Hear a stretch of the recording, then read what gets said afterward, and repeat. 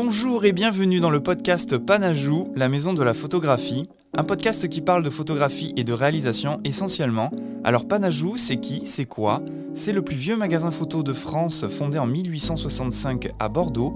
Et aujourd'hui, c'est aussi une boutique en ligne sur panajou.fr pour se fournir en matériel photo et vidéo pour celles et ceux d'entre vous qui n'habitez pas à Bordeaux. Avant de commencer, je vais me présenter brièvement. Moi, c'est Deftom, je suis photographe, de portraits, de mise en scène et de mode aussi. Vous pouvez retrouver mon travail sur mon site internet deftom.com et sur Instagram en tapant Deftom. Et pour finir, vous pouvez me retrouver sur ma chaîne YouTube où je réalise des émissions sur la photographie, toujours pareil, en tapant Deftom. Pour ce nouvel épisode du podcast, j'ai le plaisir d'accueillir Justine de Juste Vie Photo. Bonjour Justine. Bonjour, enchantée. Comment tu vas? Ça va super, et toi? Nickel. Alors, Justine, tu es photographe, Oui, mais pas seulement. Sur ton compte Instagram, tu marques que tu es créatrice d'univers. c'est ça. Et je pense que c'est bien choisi. Tu as un univers vraiment très singulier, très coloré, peuplé de personnages et de créatures. Tu vas lorgner parfois du côté de la fantaisie, Exactement. parfois du côté de l'épouvante aussi, récemment, j'ai pu voir. Oui, je m'y essaye en fait. J'adore aussi cet univers. C'est très contradictoire, mais en même temps, j'adore tout ce qui est doux, effets, etc. Et en même temps, j'aime trop tout ce qui est un peu American Horror Story, quoi. Ouais, c'est vrai Un qu'on délire. retrouve En fait, l'influence. tout ce qui représente des petites bulles d'univers. Ok. Mais justement, c'est ça qui est intéressant, tu n'es pas juste photographe, parce que pour créer toutes ces images de ton univers vraiment très singulier, on peut dire que tu es directrice artistique. Exactement. Tu maquilles, tu stylises, tu crées des décors aussi parfois, Oui. même souvent, tu prends les photos, et ensuite je pense qu'il y a une grosse partie retouche aussi. Oui, Donc, beaucoup de post-prod. très complet, tu vois. Ouais. Tu vois, c'est pour ça que c'est difficile de juste catégoriser juste avec photographe. Ouais, souvent je dis que je suis photographe et directrice artistique, parce que photographe, c'est plus imagé, mais directrice artistique, les gens ne savent pas trop forcément ce que c'est exactement, ce que ça représente, mais voilà, je mets les deux. Ouais, mais je pense que ça te représente bien. Alors du coup, on va parler un peu de ton travail dans tout ce podcast, mais moi j'aime bien toujours revenir aux prémices de ce qui fait que tu fais ça aujourd'hui. Ouais. Et du coup, quelles ont été tes premières expériences créatives et comment tu as commencé la photo? Alors, mes premières expériences créatives, en vrai, ça remonte à loin. Je pense depuis l'enfance, j'ai toujours aimé dessiner, créer. Et j'ai eu une enfance hyper heureuse. Et du coup, j'ai 2 sœurs, je suis l'aînée. Et j'adorais créer des jeux pour elles. Genre vraiment, on avait un grand jardin et toutes les semaines, j'inventais un nouveau jeu en fonction de ce que je regardais, même les dessins animés, etc. Donc vraiment, ça a commencé de là, je pense, de tout ce que je pouvais dessiner. Je sais pas si tu vois si, je pense que tu vois, le jeu de loi. Oui. Et j'en ai créé un spécial Sisters, vraiment avec toutes nos rêves. Donc voilà, ça a commencé vraiment là. En fait, la photographie, c'est super marrant parce que c'était lors de mon... j'ai eu une espèce d'étincelle.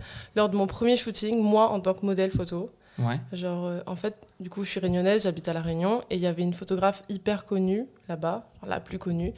Et j'étais trop admirative de ce qu'elle faisait. Et j'avais trop envie de m'offrir un shooting photo. Demander à mes parents. Elle s'appelle Elena Elveskaya. D'accord. Et en fait, maintenant, elle fait aussi... elle fait beaucoup de magazines, etc. Avant, elle faisait les particuliers, mais plus maintenant. Et du coup, j'ai supplié ma mère pour avoir un shooting et mon père pour avoir un shooting avec elle. Et en fait, lors de ce shooting, j'ai trop aimé poser, mais j'ai surtout, je me suis dit, j'aimerais trop faire ce qu'elle fait. En fait, elle m'a demandé d'emmener 1 ou 2 tenues, plus même. Et elle avait quelques accessoires et elle en faisait, par exemple, un chapeau, elle ne le mettait pas forcément sur la tête, un pull, elle ne le mettait pas d'une manière classique. Ouais, je vois.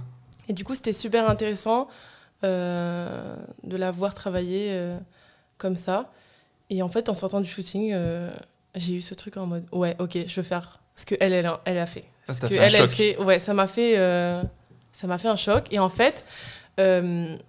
à l'époque, je faisais des petites pubs, je sais pas si tu vois en fait, agence un peu mannequin mais pour les enfants. Oui, je vois. Ouais. Du coup, je faisais des pubs à La Réunion, j'en ai fait 1 ou 2. Une pour, je sais plus si c'était le Crédit Agricole. Non, pas du tout. Bon, un truc du Ah style. non, mais en mode pro, tu veux dire? En mode modèle enfant. Ah, en mode modèle. Ah oui, Ouais. d'accord, c'était Du toi la coup, modèle enfant. Ouais, c'est ça. Ok. Et du coup, j'en ai fait 2. Mes parents m'avaient inscrite. Et avec cet argent, en fait, que je pouvais débloquer à mes 18 ans, Ouais. ben, j'ai acheté mon premier appareil photo. Donc, c'est c'est-à-dire rigolo, c'est-à-dire qu'il y avait 1500 € dessus. Tu vois, genre, je me dis, mais là, maintenant, je me dis, mais waouh, comment j'ai fait pour me dire, vas-y, je claque tout, mais dans un seul objet, quoi. Enfin, je me dis, que j'étais vraiment persuadée que je voulais faire ça. Et du coup, bah, voilà, j'ai payé mon premier appareil photo comme ça. Et puis, ça a commencé comme ça. J'ai commencé à shooter mes proches, mes sœurs, mes amis. D'ailleurs, ta sœur, tu la photographies souvent. Ou en tout cas, Ouais. une de tes sœurs, je sais. Oui, une de mes sœurs, Ouais. plus que l'autre, mais ouais. Un peu ma muse depuis le début. Et ouais, c'est très chouette d'avoir vu cette évolution aussi sur ma sœur, quoi. Ouais, carrément. L'évolution Je photo. crois que t'en avais fait un IG Reels sur Instagram où tu montrais l'évolution des photos de ta sœur. Oui, c'est ça. Les premières photos que tu prenais d'elle et Ouais. les photos que tu prends d'elle C'est maintenant. assez drôle. Ouais. Parce que du coup, au début, je maquillais pas du tout. Et je me rappelle le premier shooting que j'ai fait dans mon jardin avec mes sœurs. J'ai demandé à ma mère si elle pouvait les maquiller. Mais c'est une horreur. Franchement, tu regardes les photos, c'est horrible. Mais j'étais trop contente. Je me suis dit, waouh, je suis la nouvelle Elena Elvis Crespo. Pas du tout. Mais alors, ça, c'est marrant parce que quand j'ai cherché un petit peu les questions que je pouvais te poser et que je me suis renseigné sur ton travail, je suis allé sur ton site internet, je suis tombé sur ton compte, sur ta chaîne YouTube. Ouais. Et en regardant tes vidéos, j'étais persuadé que tes premières expériences créatives, c'était le maquillage, justement. Ok. Bah, en fait, la photo, ça avait commencé comme ça, comme je t'ai raconté.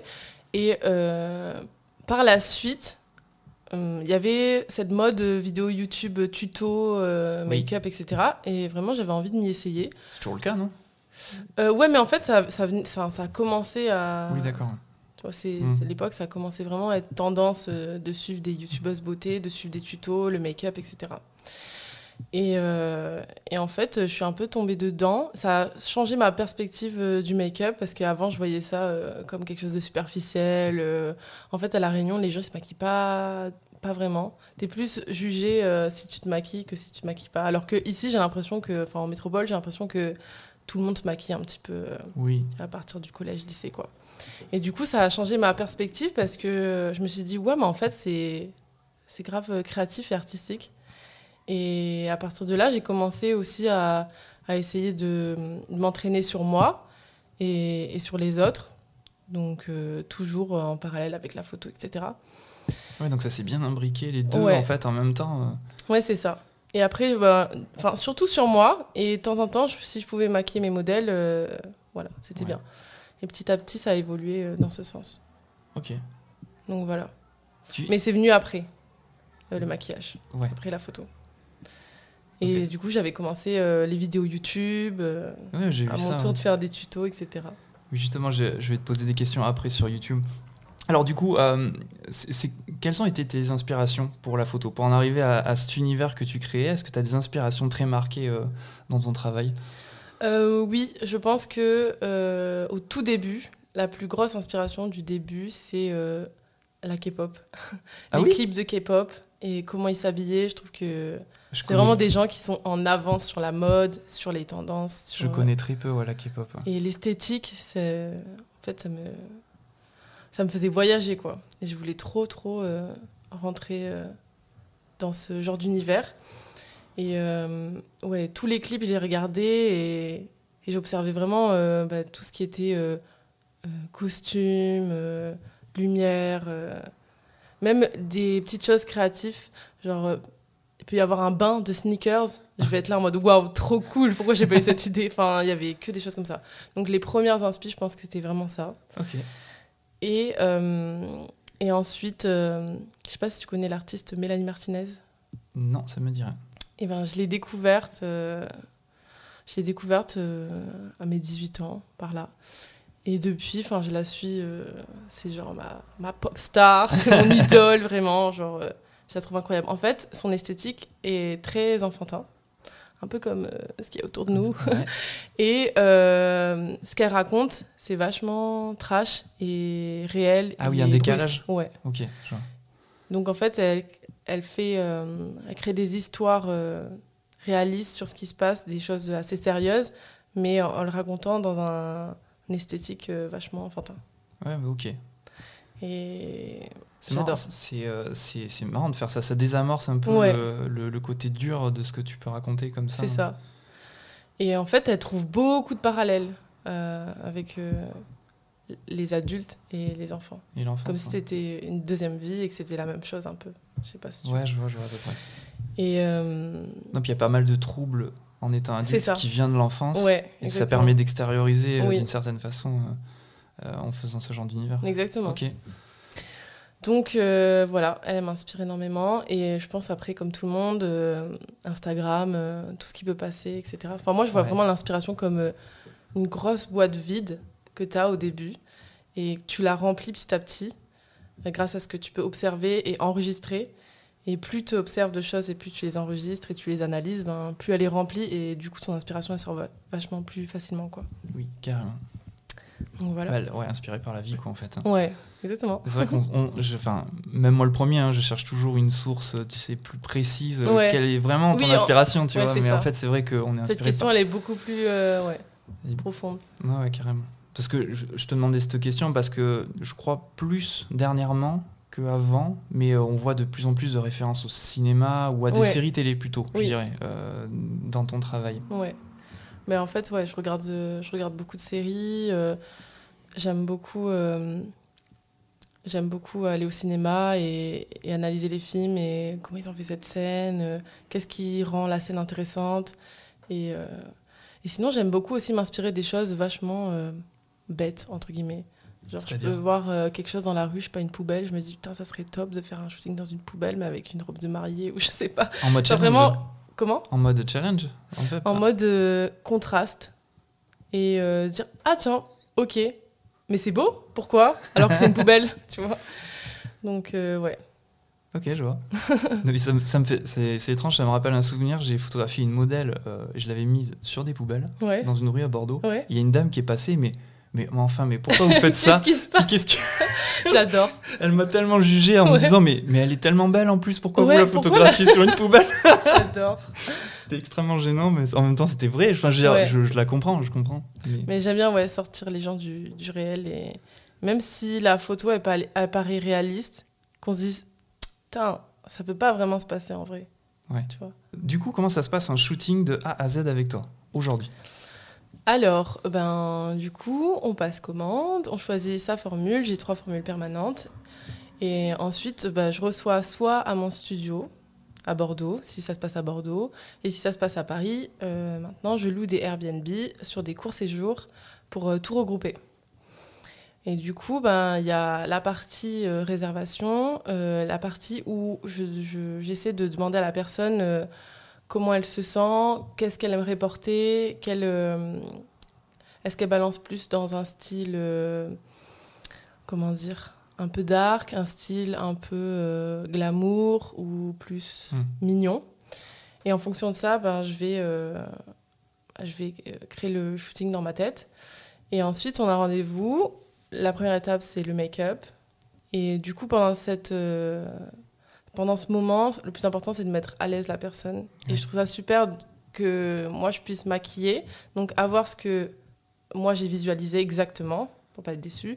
Et en même temps, de pouvoir parler avec la personne, en savoir un peu plus sur elle, comment elle se sent. Et en fait, à la fin du make-up, mon objectif, c'est qu'elle soit vraiment détendue. Après, c'est normal d'être un peu stressé si c'est son premier shoot ou si on a peur de ne pas bien rendre, etc. Mais normalement, je sens qu'à la fin, quand j'ai terminé, il y a un petit relâchement. Ouais. Et ensuite, prise de vue. Et ensuite, retouche photo, la post-prod. Je passe pas mal de temps sur la post-prod. C'est justement ce que j'allais te demander. Mais avant ça, globalement, là, tout ce que tu me racontes, ça prend combien de temps? Ça te prend combien de temps? J'ai jamais vraiment pris le temps de calculer. Mais je pense que entre les messages, essayer d'imaginer comment les photos vont rendre, etc., les plans, je pense que c'est 1 heure. Ensuite, le maquillage et la prise de vue, ça dépend des formules, mais ça varie entre 1h et 2h30.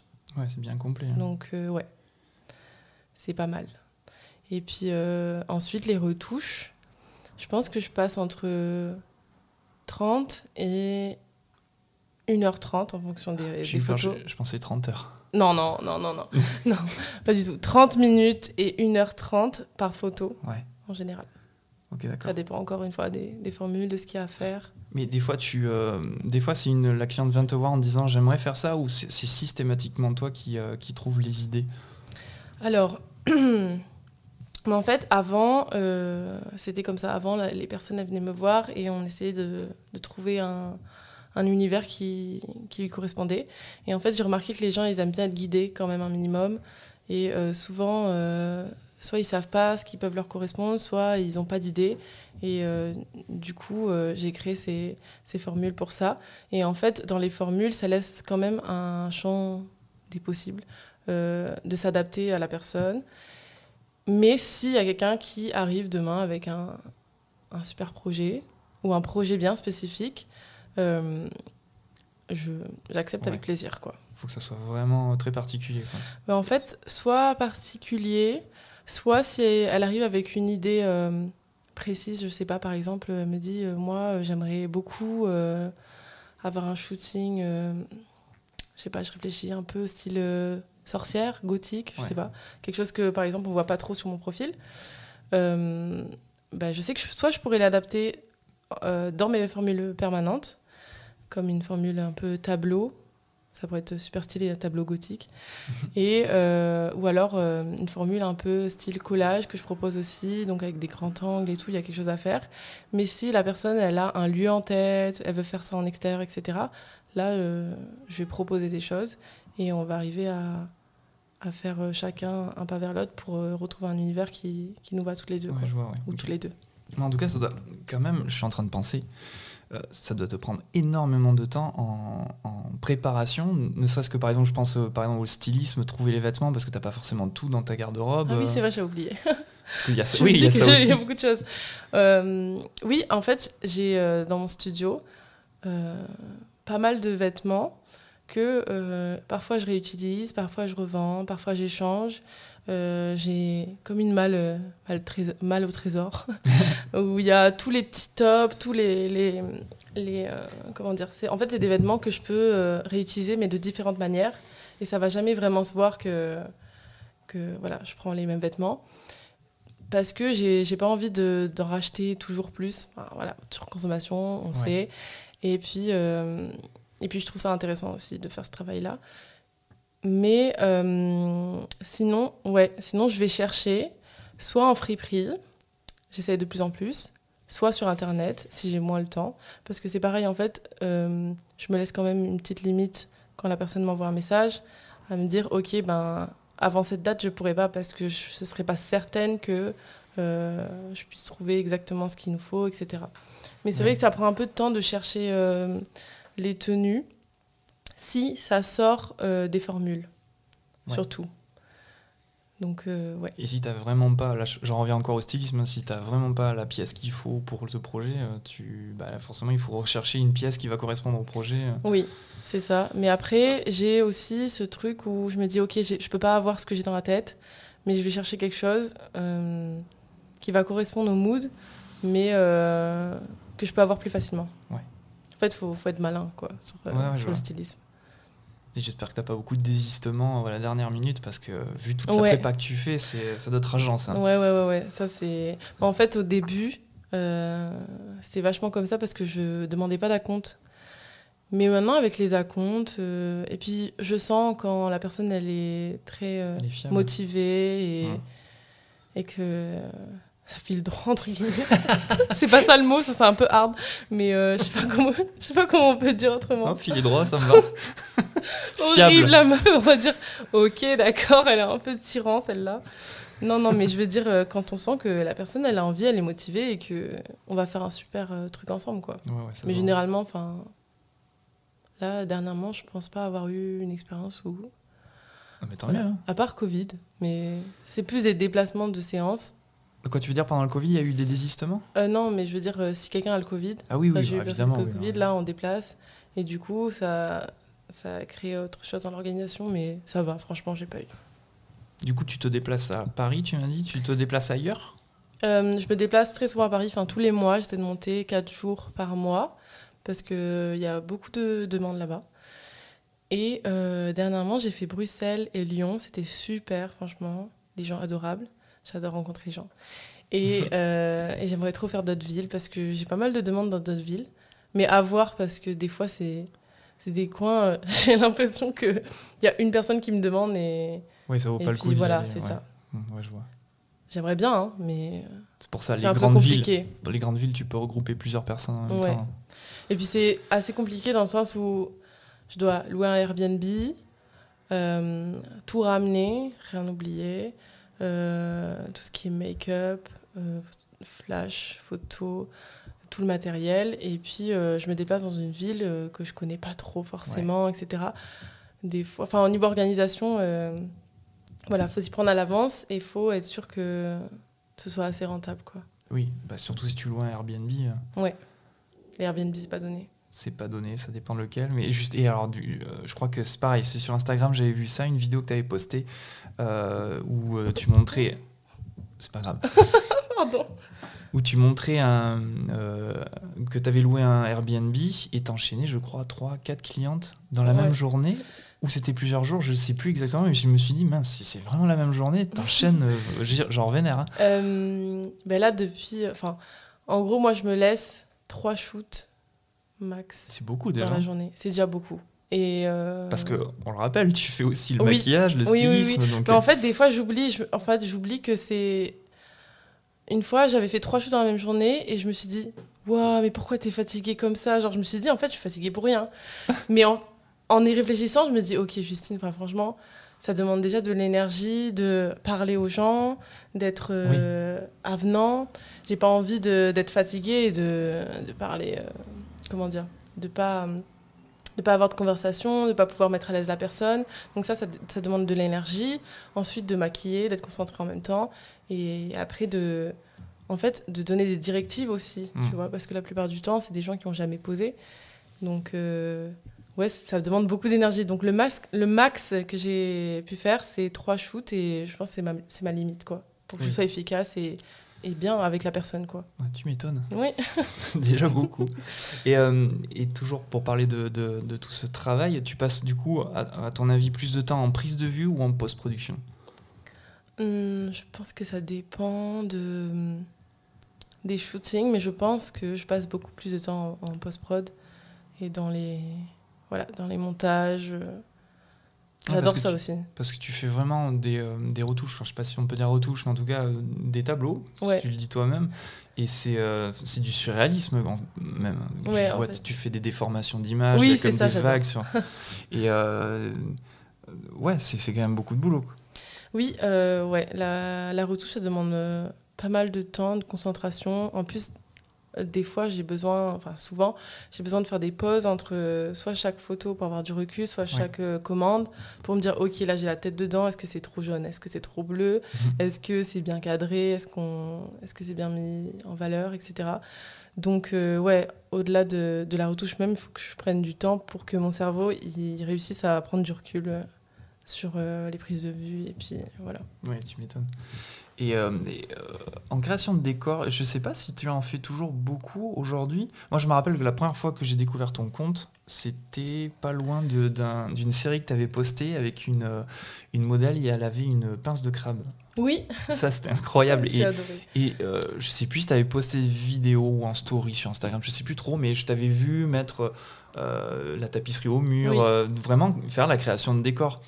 T'en fais un petit peu moins aujourd'hui ou c'est moi qui me trompe? Non, j'en fais beaucoup moins. En fait, j'aimerais bien en faire plus pour des projets personnels, mais pour tout ce qui est particulier, en fait, ça demandait beaucoup trop de temps, encore plus que... Déjà, c'est pas mal d'investissement par rapport au make-up et au stylisme, etc. Donc le décor, ça rajoutait encore plus de choses. Et en fait, à l'époque, Ce décor, je me rappelle très bien, je l'avais fait avec 2 amis. C'était vraiment super. En plus, la chaise, elle a été chinée et tout par mon pote. Euh, et, et en fait, c'était trop, trop bien de créer le décor. Mais voilà, on était 3, quoi. Ouais, je Donc vois. si moi, je le fais toute seule, c'est encore plus compliqué. Et, mais, par contre, je vais de plus en plus vers ça. Mais ça ne sera pas des shoots one-shot uniques. C'est comme les Mood of the Month que je propose, c'est-à-dire mood du mois.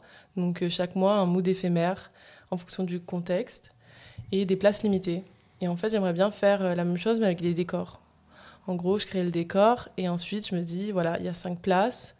Et comme ça, les photos, elles restent quand même uniques. Mais moi, c'est assez rentable pour que je puisse, voilà, niveau temps.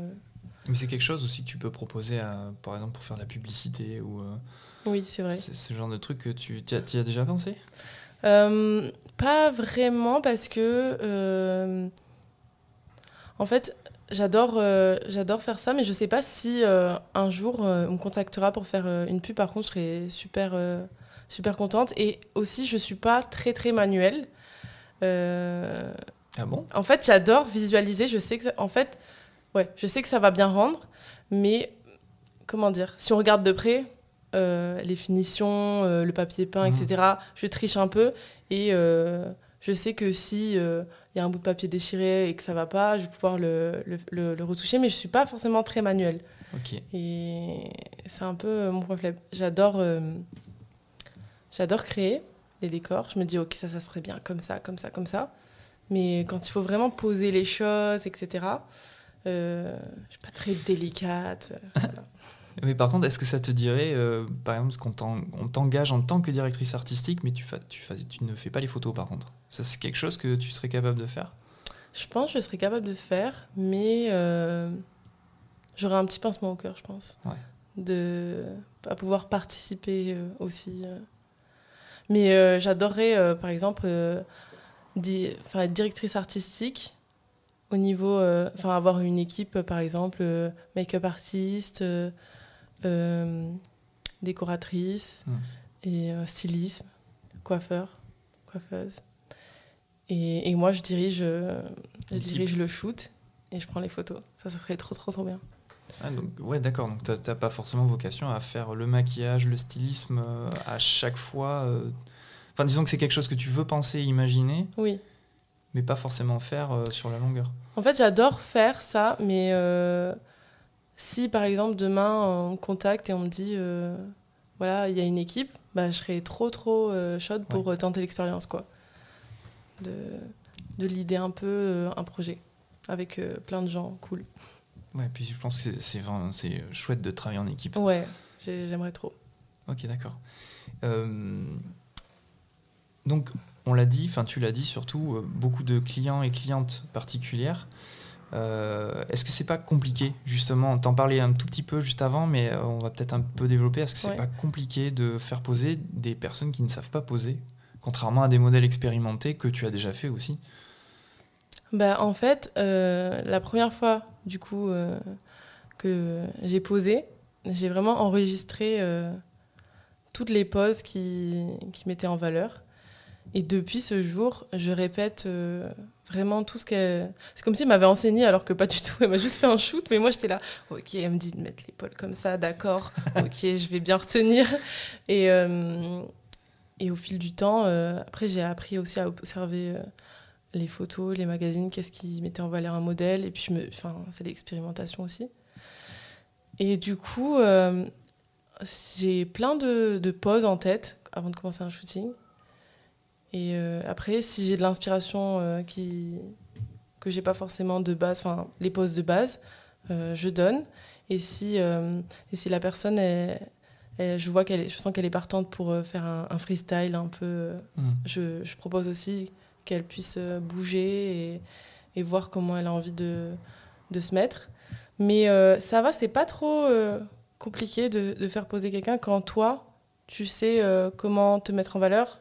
Tu peux facilement montrer à la personne comment faire pour que ça passe. C'est peut-être ça qui me manque alors. Ah oui, peut-être. En vrai, c'est quand on me demande souvent sur un Instagram par DM les conseils et tout pour mettre en avant, pour cadrer, etc. Souvent, je dis peut-être un premier shooting, ça pourrait être cool. Tu vois, c'est une bonne expérience. C'est pas forcément pour tout le monde en soi, mais avec une photographe comme toi, par contre, qui sait guider. Parce que si tu m'envoies à moi... Sinon, tu te mets en face et t'attends et c'est gênant. Mais non, je pense que pas mal de photographes maintenant, je sais pas, mais je pense que pas mal de photographes peuvent bien guider.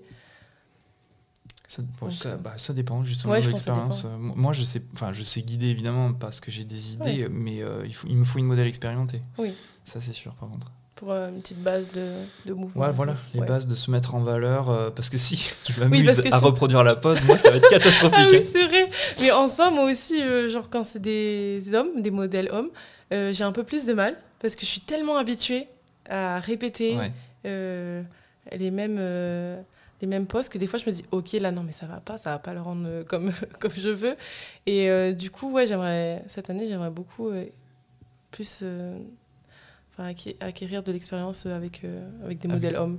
Ce que tu disais dans une vidéo, tu faisais le point avec qu'est-ce que tu voudrais faire en 2022. Il y avait les hommes et il y avait aussi un truc que j'avais noté, faire du casting sauvage. Oui. Ça, c'est incroyable. Parce que, c'est incroyable. Non, c'est pas c'est pas que c'est incroyable, mais en fait, aujourd'hui, en 2022, avec Instagram, c'est tellement... faire de la photo de modèle, c'est tellement été démocratisé par Instagram parce qu'on a un contact direct avec les gens que le casting sauvage, chose qui était naturelle avant, aujourd'hui, on n'a presque plus besoin de le faire.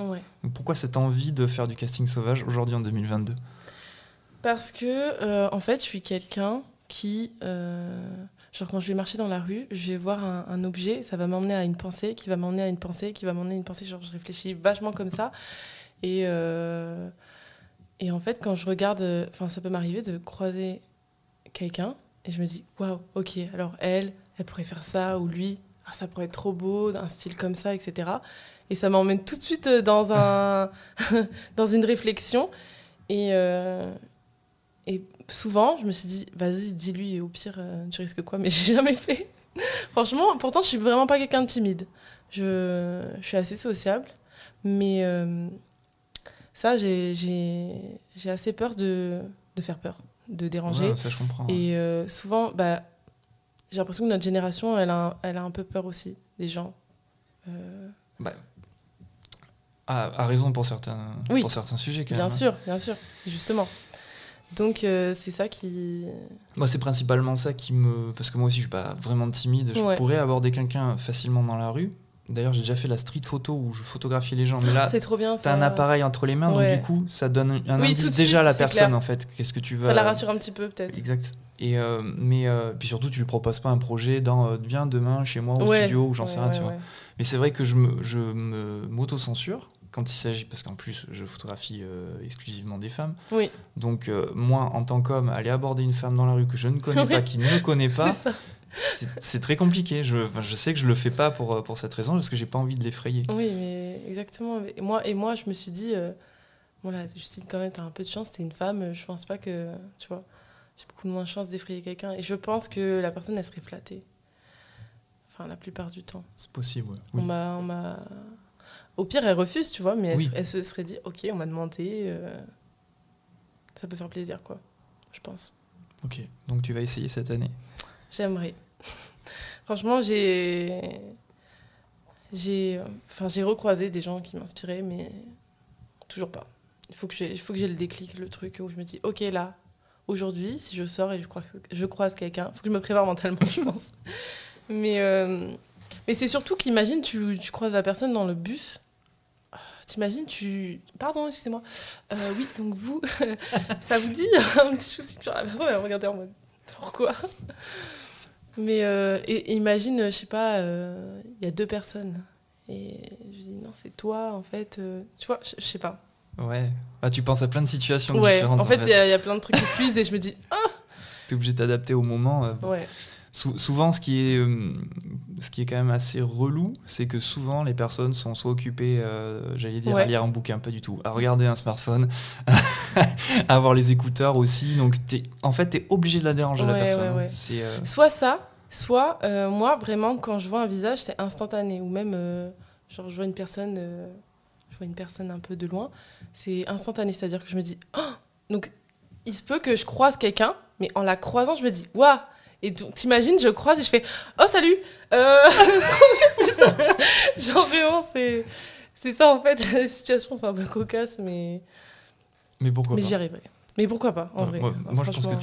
tu peux y arriver Ouais, sans ouais. problème. Hein. Et puis je peux tourner la situation en rigolant. Je pense que ça passe. Carrément. Et alors, sur ton site internet, donc je te l'ai dit tout à l'heure, j'ai découvert donc ta chaîne YouTube et j'ai découvert des teasers photos. Oui.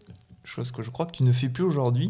Est-ce que c'est une envie de réalisation ou pas vraiment, ou est-ce que c'est quelque chose qui t'est passé? En fait, ça m'est pas passé. C'est juste que j'investis beaucoup mon temps dans plein de choses et je veux toujours faire plein de choses. Je suis ultra curieuse. Rien que récemment, je voulais apprendre la couture. Qu'est-ce que j'ai fait la dernière fois? Ah oui, je voulais apprendre la poterie. Enfin, en fait, voilà, j'ai envie de tout faire. Et la vidéo, c'est quelque chose que j'adore. Et j'en faisais beaucoup parce que je voulais proposer, justement, dans les formules, des teasers vidéo. Mais après, je me suis rendu compte que c'était déjà un peu plus dur de guider une personne en vidéo qu'en photo pour les particuliers. Parce que, voilà, genre, en vidéo, faut qu'on ressente quand même quelque chose, faut mimer, faut recommencer, etc. Et c'est pas mal de temps. Mais j'aimerais bien avoir un projet vidéo un jour, faire un truc qui annonce plein de séries photos, par exemple, ou peut-être un livre, un truc comme ça. Ok. Et, mais encore une fois, je pense que la vidéo, il faut une équipe.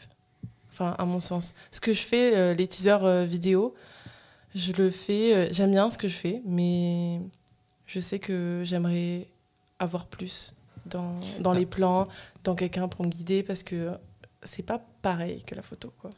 Ouais, mais je vois ce que tu veux dire, surtout avec des modèles particuliers. Ouais. Ouais, C'est peut-être un peu juste, et quoi, ça dépend, après on peut Oui, être ça surpris, mais s'orienter plus sur des acteurs ou des modèles expérimentés, Ouais. tu vas arriver à plus dégager des émotions. Et du coup, pour que les auditeurs comprennent bien, les teasers photos dont je faisais mention, en fait, c'était sur des shootings photos, tu faisais de la vidéo en plus, Oui. et donc ça reprenait un peu l'ambiance de la série photo, Exactement. mais en vidéo. Ouais. En fait, c'était pour teaser la série photo. Et je trouve ça marrant de faire une vidéo pour teaser des Oui. images fixes. Et... Finalement, alors, tu le fais toujours un peu, même mais avec un format complètement différent. Mais Ouais. tu le fais toujours, mais avec pas en story, mais en IG Reels. Oui, je fais un peu de ça et j'aimerais justement me tourner un petit peu plus vers ça, pourquoi pas. Genre tourner les teasers photos au lieu que ce soit un format vraiment vidéo, YouTube, etc. Pourquoi pas un format un peu Vertical. ouais, vertical. Je pense qu'il y a des choses aussi à faire. Et peut-être que ce serait un peu plus simple pour moi pour commencer. Parce que la vidéo, souvent, je veux faire des choses, mais pareil, j'ai un stabilisateur à un bras. Oui. Et c'est hyper lourd. Et si tu dois tenir longtemps, faire plusieurs plans, etc., même pour le diriger, c'est assez compliqué au début. Et puis il faut le calibrer avant, c'est une vraie tannée. Hein. Ouais, c'est quelque chose quand même. Et je me dis, aujourd'hui, les téléphones, c'est vachement avancé, et les iPhones notamment. Et je me dis, pourquoi pas faire des formats réels avec de la lumière, etc. Tu vois, genre un truc vraiment travaillé. Mais je pense qu'on peut faire des trop belles choses. Et puis finalement, filme avec un iPhone pour que l'export final se retrouve sur des téléphones. Ouais. C'est pas très choquant en fait de se dire, non, finalement, je vais pas filmer avec ma caméra. Ouais. Et puis au niveau de la prise en main, pour un téléphone, c'est pas mal aussi pour expérimenter des choses, quoi. Ah, puis c'est immédiat, t'as un résultat de suite, c'est stabilisé. Ouais. Numériquement. Mais justement, parce que tu as bien investi largement Instagram, tu te débrouilles plus que bien avec Instagram. On va parler un petit peu de la plateforme. Est-ce que c'est une plateforme sur laquelle tu t'épanouis ? Alors, je suis j'ai beaucoup de gratitude en fait, envers cette application et en même temps, je suis un peu en colère contre cette application. C'est relation amour-haine. Ouais. Et Et je me dis, ça m'a donné la chance de pouvoir me faire connaître un peu, pouvoir vivre, tout simplement, hein, soyons honnêtes. Parce qu'avant, la photographie, c'est bouche à oreille, quoi. Oui. Là, maintenant, tu as vraiment un profil, un CV, et tu peux partager des choses artistiques. Et les artistes, je pense qu'ils sont quand même contents d'avoir cette plateforme. Après, forcément, il y a des inconvénients, comme le fait que mon travail, ce soit pas mal de temps sur le téléphone. Ben, c'est un peu toxique, quoi, parce que tu te retrouves vite à être emmené dans une espèce de tornade d'informations. Et il faut trier, c'est pas toujours chouette de... En fait, quand tu t'en regardes trop, t'oublies tout.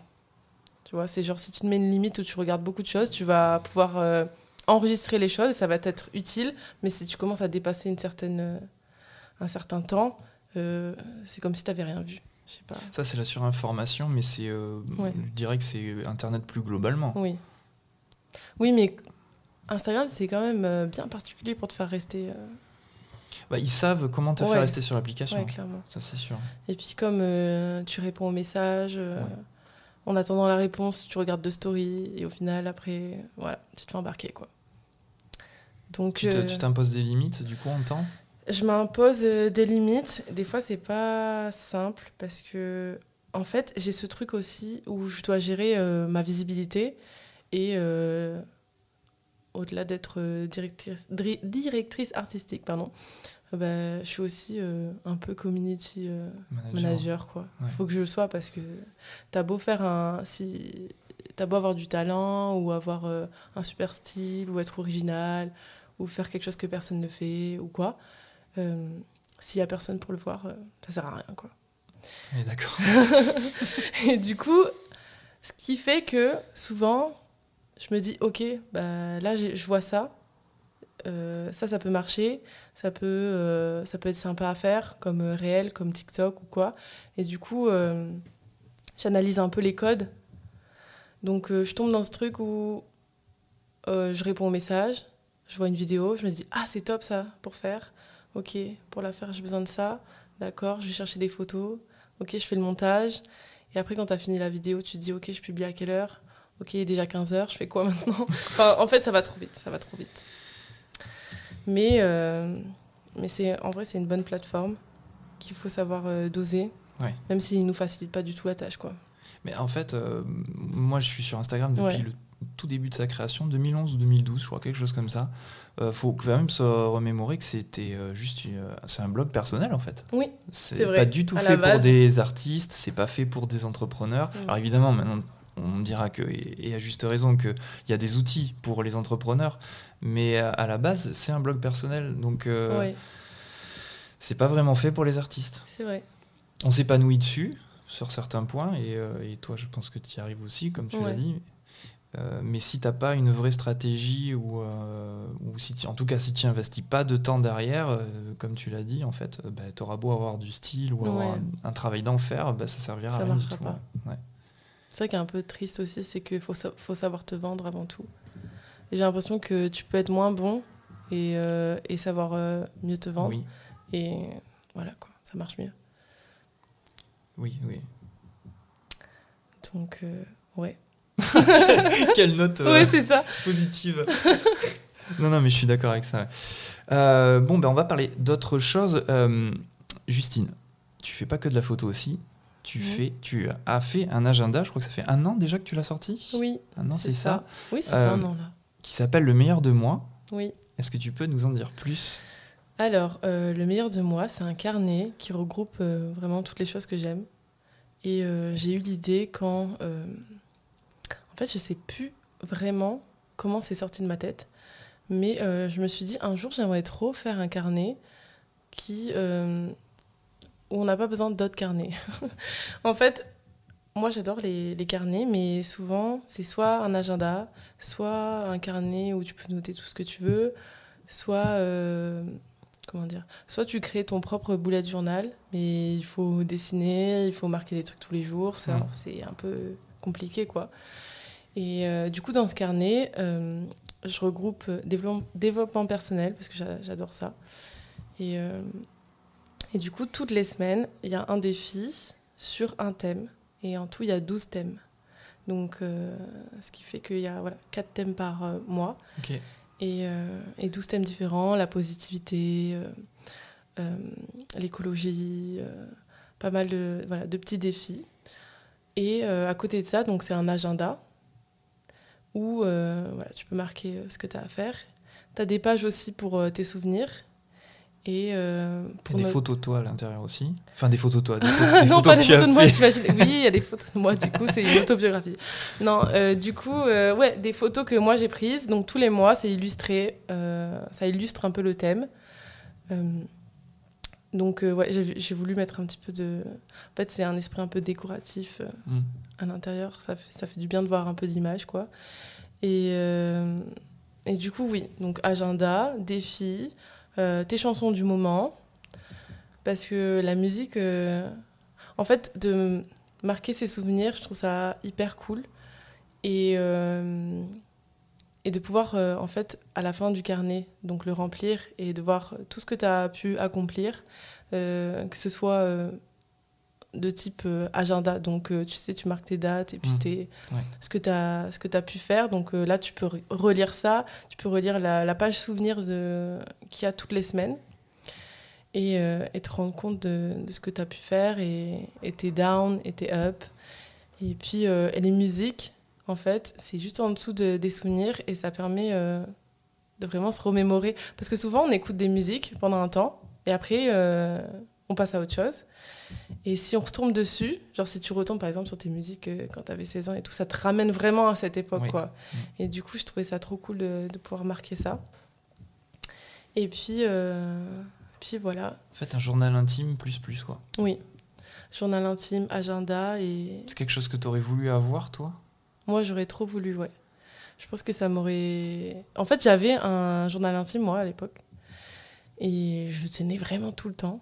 C'est trop marrant. Je parlais à mon agenda, en fait. Et ça me faisait trop du bien. Et c'est vrai que maintenant, en fait, on peut carrément avoir des agendas sur les téléphones. Mais c'est pas pareil. C'est pas pareil dans le sens où, genre... Aussi, ça t'oblige à te déconnecter. Être reconnecté, même le papier, écrire, le fait d'écrire sentir, à la main, ça c'est hyper important. Ouais, je trouve que ça ancre les choses. Et même le carnet en soi, tu peux pas vraiment le perdre, les données, tu vois, c'est un peu... je sais pas comment expliquer, mais c'est... sensible. Ouais. C'est comme les albums.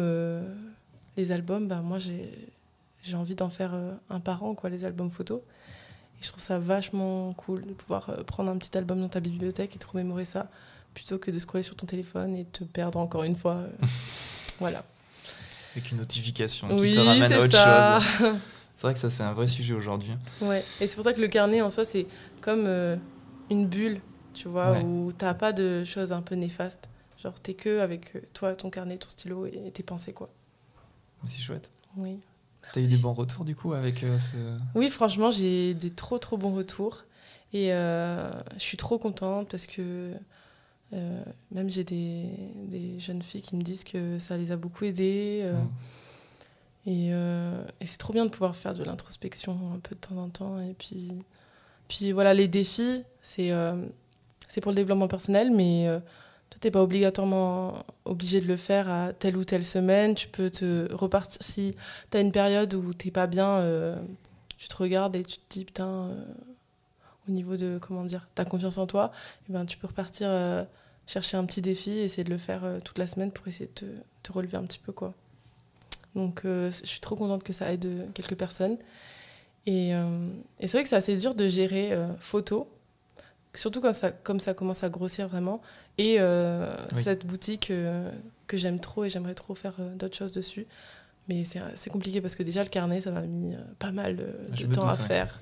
Beaucoup de pages, beaucoup de défis à trouver. Ouais. Donc, ouais. Donc, ça fait 1 an qu'il est sorti, c'est ça ? Ouais, c'est ça. Tu comptes en faire une nouvelle version ou c'est une version que tu vas rester comme que tu vas laisser sur ta boutique longtemps ? Je pense que c'est une version que je vais garder assez longtemps. Et pourquoi pas un jour le faire évoluer si ça marche vraiment bien en termes de... Comment dire ? De couverture, faire quelque chose... Ça aussi, c'est un truc que j'aimerais trop faire parce que du coup, à la base, moi, j'ai fait 3 ans de graphisme, donc je suis graphiste. Et Et du coup, j'aimerais trop faire le packaging Oui, là, ça rentre du livre carrément dans le... avec plus de texture, de couleurs et tout. Enfin, champ des possibles un peu plus large au niveau du budget. Donc si ça marche, voilà, c'est trop bien de faire ça. Et puis j'ai un projet d'un nouveau carnet, peut-être cette année. Ah. Voilà, assez sympa. Et toujours dans le même esprit un peu. Donc j'ai trop hâte, mais encore une fois, il faut que je me pose et que je prenne le temps. Mais le plus dur, c'est d'organiser tout en même temps. Et en fait, c'est vraiment mon point faible, l'organisation. Ça n'a pas l'air pourtant. Ah ouais, je m'efforce. En fait, le truc, c'est que je suis assez organisée, mais ça me demande beaucoup d'efforts et beaucoup d'énergie parce que je suis pas... C'est pas naturel, en fait, d'être super bien. En fait, je réfléchis beaucoup à l'organisation et ça me prend... c'est le truc qui me prend le plus d'énergie, je pense. Mais du coup, je suis organisée, mais c'est pas du tout mon point fort. Non, mais je vois ce que tu veux dire. Tu fais l'effort de t'organiser, voilà, c'est ça. mais je suis obligée tout le temps de faire des efforts pour m'organiser. Si tu avais un ou une assistante pour organiser les choses, ça serait... bien. Voilà. Trop bien le rêve. J'en suis là aussi. C'est vrai ? Oui. Parce que moi aussi, je crois qu'on est à peu près pareil. Je sais m'organiser, très bien même, mais ça me prend beaucoup d'énergie. Ouais. Et je pense que certains sont faits plus pour ça et ça leur rend pas tellement de temps d'énergie que ça. Je connais des gens, c'est un peu dans leur habitude, c'est ancré et c'est assez simple. Quoi. Mais surtout que quand tu es créatif, en fait, tu as ton cerveau qui est pris par toute l'imagination de la de ce que tu vas faire, tes projets, etc. Mais en plus de ça, il faut faire oula, je vais y arriver, 1, 2, 3. En plus de ça, il faut faire la logistique. Et ça pompe énormément d'énergie. Ouais. C'est fou. Ok, on est pareil pour ça. Du coup, j'allais te demander, c'est quoi tes prochaines actualités pour toi ? Alors, prochaines actualités. En fait, depuis janvier, il y a beaucoup d'en fait dans ce podcast. Sorry. Depuis janvier, ça marche très très bien pour moi. Donc, je suis assez prise. Et j'étais assez étonnée d'ailleurs parce que vraiment, c'était janvier, février, mars. Continuellement, ça ne s'arrêtait pas, quoi, même les week-ends. Et du coup, c'est de continuer là-dedans, de pouvoir trouver toujours plus de solutions pour que ce soit qu'il y ait un roulement assez comment dire, fluide. Oui, voilà, c'est ça, fluide. Et puis j'ai aussi un gros projet que j'avais envie de sortir en janvier, mais il faut que je sois patiente parce que ça demande de l'organisation et il faut pas que je rush trop les choses. Et en fait, ça m'a surprise aussi de voir que ça marchait aussi bien au début de cette année. Pourquoi ça t'a surprise ? Mais parce que en fait, c'est venu d'un coup. Il y a eu beaucoup de demandes d'un coup. Et je pense aussi grâce à des TikTok ou des choses comme ça. Et en fait, ça fait bizarre de voir tous ces gens arriver et tu dois changer ton organisation. Tu te dis, OK, donc maintenant, c'est plus temps. C'est tac, tac, tac et toutes les semaines, quoi. Genre, et puis le mois d'après aussi, il faut que je prévoie, tu vois. Et puis tout ce qui est réservation de Airbnb. En fait, février, mars, j'ai fait Bruxelles-Paris en février et Lyon-Paris en mars. Donc ça fait 2 dates par mois de 4 jours ou 3-4 jours de shooting. Intense. Avec T'as pas le temps de visiter la ville ? Pas trop. Des fois, j'essaye, mais ouais. Et après ça, tu retouches et après tu repars dans un autre... voilà. Et donc, un projet, mais qui va sortir, je pense pour la rentrée, c'est bien. Et comme là, je vais rentrer chez moi à La Réunion, enfin, chez mes parents, voir ma famille, mai-juin, ça va me permettre de me poser aussi. En fait, ça sera ma rentrée. L'été, ce sera ma rentrée, je reviendrai ici avec plus d'idées et ressourcées, quoi. Ouais. Mais d'ailleurs, tu le fais chaque année, je crois. Oui, ça, de revenir à La Réunion. Ouais, tous les ans, c'est de rentrer. Et, toute ta famille est là-bas ? Ouais, toute ma famille. T'as personne à Bordeaux ? J'ai mes 2 sœurs et mon copain. Okay. Ils sont tous réunionnais. Et voilà. Okay. On rentre cette rentrée. T'as quand même un peu de famille sur Bordeaux. Oui, c'est cool quand même. Mais voilà, mes parents, mes grands-parents, etc. Faut que je rentre, quoi. Et puis il faut que tu fasses une pause à un moment donné. Oui, c'est ça. Ça me permet de faire des pauses aussi. Ok. Même si je travaille un petit peu là-bas, mais c'est pas non plus comme ici, quoi, où c'est assez intense. Donc, projet... Alors, même projet photo ou hors photo? Photo. Photo. Et j'aimerais bien, et ça sera peut-être pas cette année, mais j'aimerais bien commencer à m'organiser pour, pourquoi pas, faire un livre photo. Je sais Ouais. pas encore, j'aimerais pas que ce soit un livre juste simple photo. J'aimerais qu'il y ait un petit truc en plus. Donc, j'ai mes petites idées, mais voilà, ça c'est mes projets. En cours de réflexion. Ouais, en cours de réflexion. Très bien. Bah, écoute, j'ai hâte de voir tout ça. Oui, moi aussi. En attendant, du coup, les gens peuvent venir... Alors déjà, ils peuvent te booker via ton site internet ou Instagram, ou tu préfères quand même qu'ils passent par ton site internet? Ah non, souvent c'est sur Insta. Après, ça me dérange pas, je reçois aussi des mails. Donc c'est soit sur Instagram directement par message ou par mail. Le mail qui est soit sur Instagram, soit sur mon site internet. Le site internet qui est juicephoto.fr. .fr. Voilà, Oui. c'est ça que je me souvenais C'est plus. ça. Et du coup, tu as aussi ta boutique où on peut acheter ton agenda. Oui. Mon agenda, des tirages, des to-do list, des petits stickers et plus à venir. Oui, j'ai vu, il y avait pas mal de goodies vraiment bien dans ton univers. Oui, C'est tout chouette. j'adore. Donc Écoute. celle-là, cette image. Oui, On pour les verra auditeurs pas. du Ouais, podcast, Il y a une jolie image. il y a une jolie image à côté de nous, effectivement. Eh bien, merci Justine d'avoir répondu à nos questions, Merci à toi, c'était trop bien. avec grand plaisir. Et pour les auditeurs du podcast, eh bien, je vous donne rendez-vous dans un mois pour un nouvel épisode. En attendant, portez-vous bien. Des zoubis! Zoubi